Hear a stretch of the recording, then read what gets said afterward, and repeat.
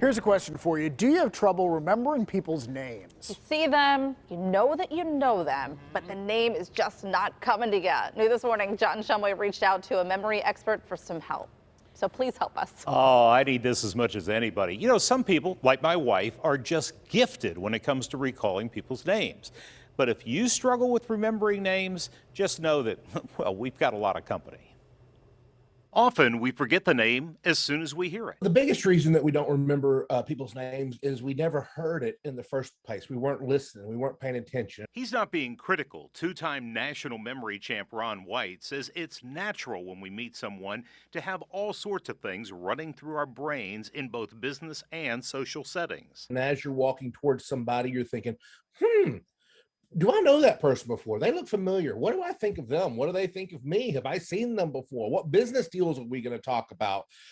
Do I still have that stain on my shirt from lunch right here? How's my hair? Hi, my name is Ron. And they say their name in that moment, and you never hear it. So instead, White says, as you approach a new person, ask yourself this question.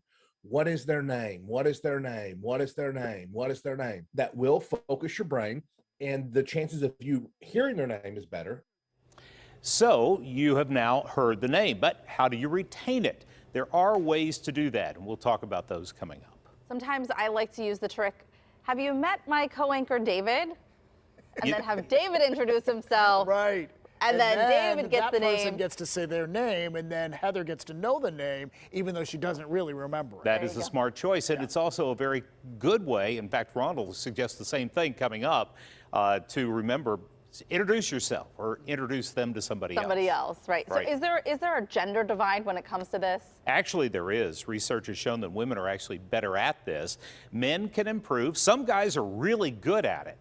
Coming up, what women do subconsciously that Ron says men actually can learn. Okay. All right. We all have to think about it. I think this is interesting. Thanks, John. Sure.